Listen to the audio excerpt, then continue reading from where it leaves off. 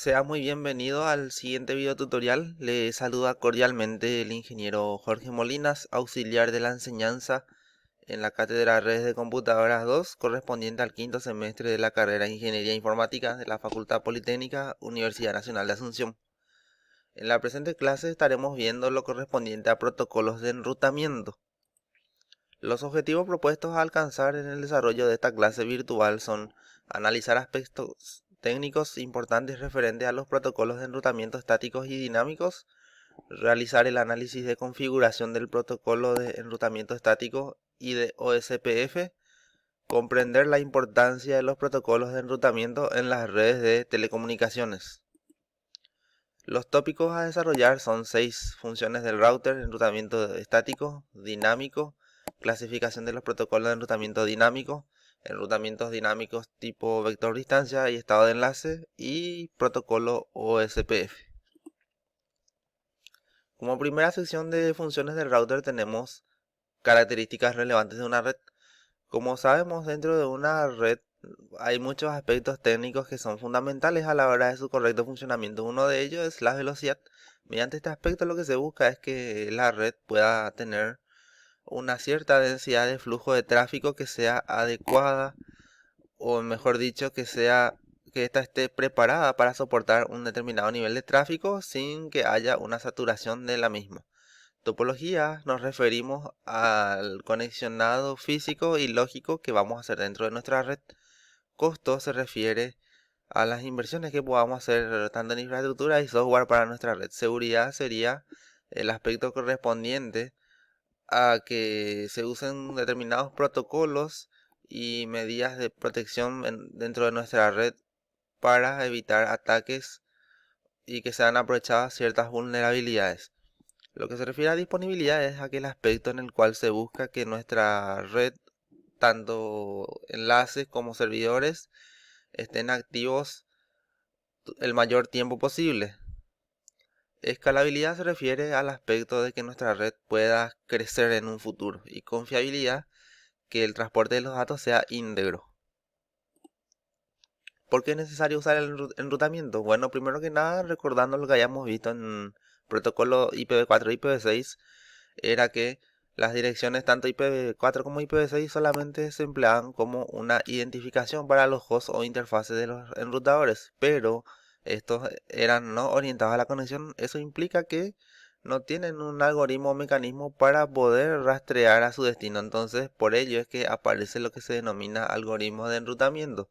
Entonces, mediante estos algoritmos de enrutamiento, lo que se hace es buscar una manera en la cual el origen, al enviar su mensaje, los enrutadores puedan negociar a lo largo de la red los caminos más adecuados para que los mensajes de un origen lleguen a su correspondiente destino.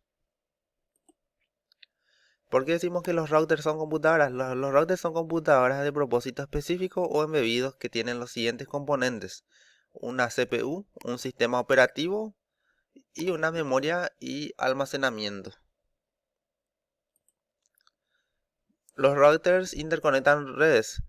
Un router conecta varias redes. Eso significa lo siguiente: un enrutador, en base a su dimensión, características operacionales, tiene una cierta cantidad de interfaces, las cuales pueden ser física, óptica o mediante conexiones inalámbricas. Entonces, esta interfaz lo que permite es que cada equipo se conecte a una red diferente. Entonces, cuando un router recibe un paquete por medio de una interfaz, este determina mediante ciertos criterios a qué otra interfaz él debería de reenviar ese paquete para que éste pueda recorrer llegar a su destino.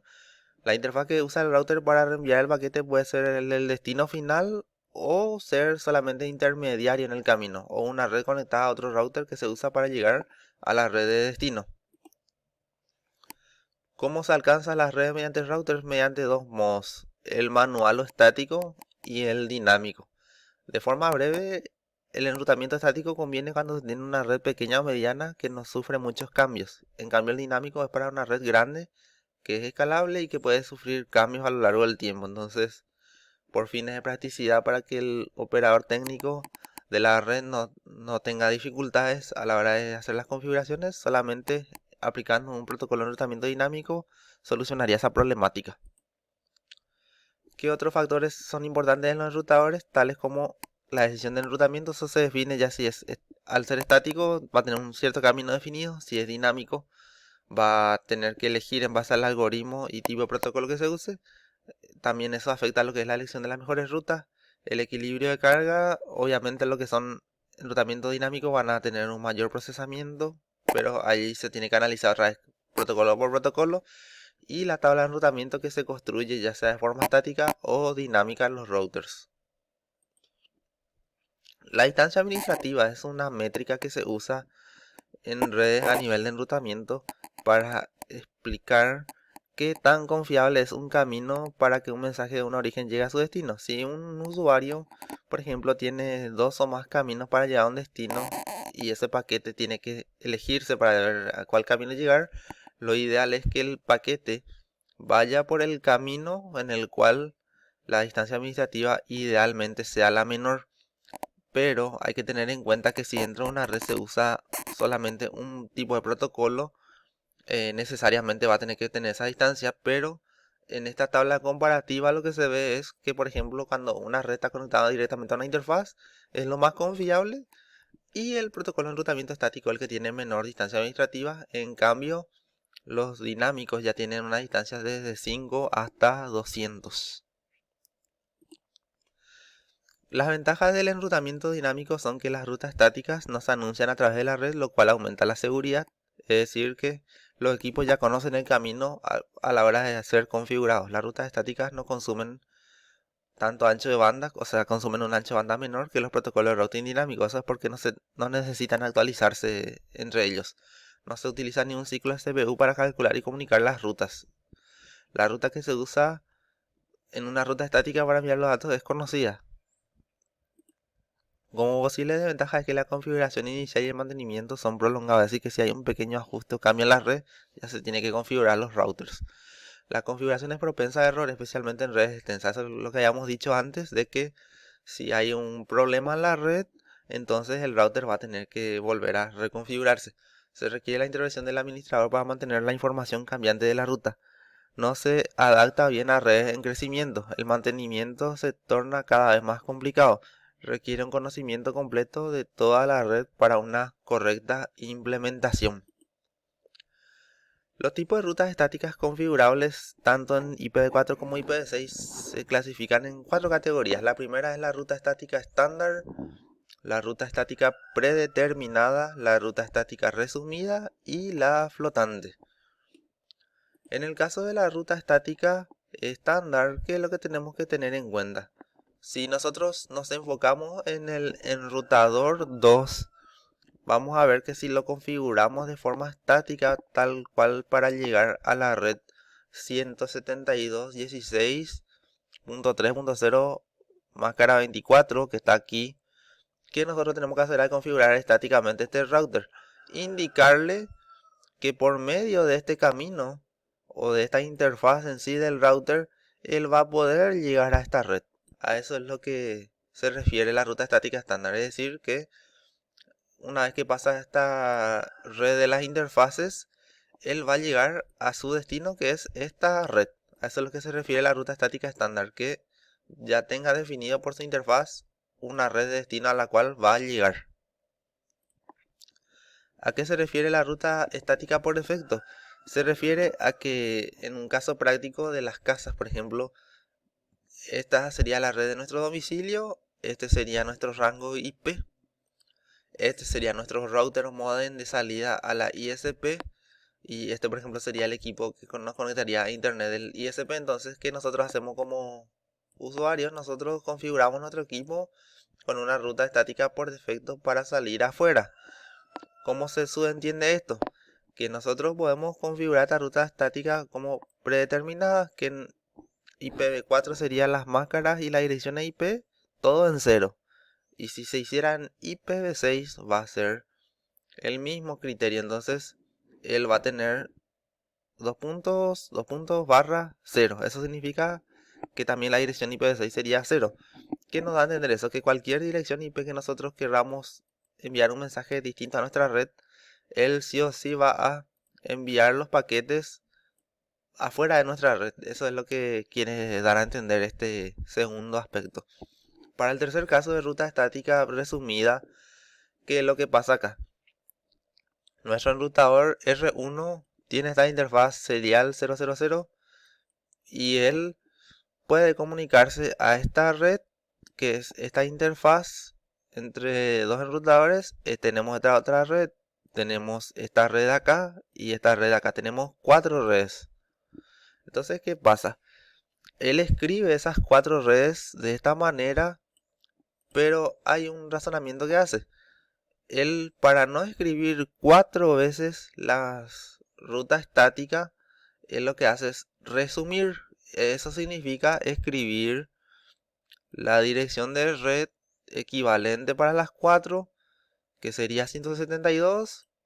20 va a ser la que le va a englobar a los 4, estos 00, y la ID de red o máscara de su red, como quieran decirlo, /14, va a permitir que esto se englobe en las 4 subredes. Entonces, el escribir esto, si nosotros hiciéramos la división de esto en 4 subredes, subiéndole máscara 16, va a equivaler a esto.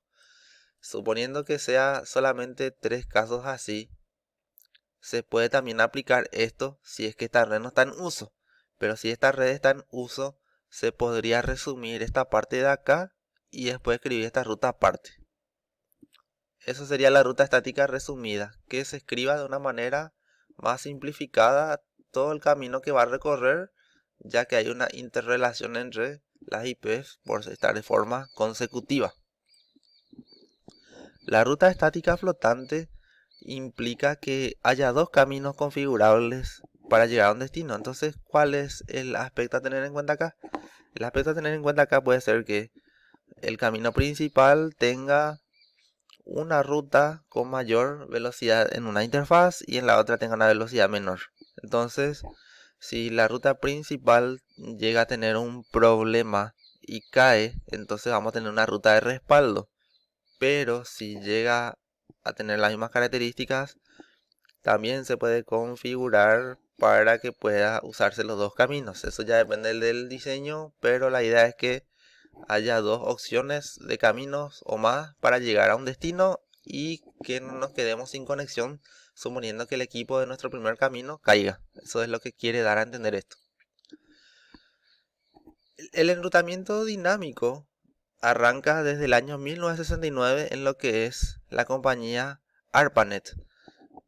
En 1988 ya se consigue el primer protocolo, el cual se denomina RIP versión 1. A medida que las redes evolucionan y se vuelven más complejas, surgen nuevos protocolos de enrutamiento dinámico. ¿Cuáles son los componentes de enrutamiento dinámico? Son detección de redes remotas, mantener la información de enrutamiento actualizada, escoger el mejor camino hacia la red de destino en base a su algoritmo y poder encontrar un mejor camino nuevo si la ruta actual deja de estar disponible, es decir, tiene que ser capaz de buscar otros caminos. Los componentes principales de los protocolos de routing dinámico incluyen los siguientes: estructuras de datos, manejo de protocolos de enrutamiento y algoritmo. Si nosotros vemos una red de este tamaño, que es sumamente enorme, va a ser demasiado tedioso usar enrutamiento estático.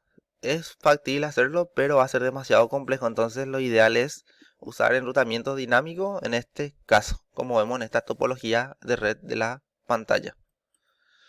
El funcionamiento del protocolo de routing dinámico consiste en lo siguiente: el router envía y recibe mensajes de enrutamiento a sus interfaces, es decir, hay una intercomunicación entre los routers donde se comparten esas informaciones de sus tablas de routing. El router comparte mensajes de routing e información de routing con otros routers que están usando el mismo protocolo. Los routers intercambian información de routing para obtener información sobre redes remotas. Cuando un router detecta un cambio de topología, el protocolo de routing puede anunciar este cambio a otros enrutadores. Eso dependiendo del caso, si es estado de enlace o vector distancia. ¿Qué ventaja y desventaja tiene? Como ventaja es que es adecuado en todas las topologías donde se requieran varios routers. Por lo general es independiente del tamaño de la red. Si es posible, adapta automáticamente la topología para volver a enrutar el tráfico. Como desventaja, la implementación puede resultar un poco más compleja. Es menos seguro porque requiere de configuraciones para segurizarlo y la ruta depende de la topología actual. requiere de más procesamiento, más CPU, más RAM y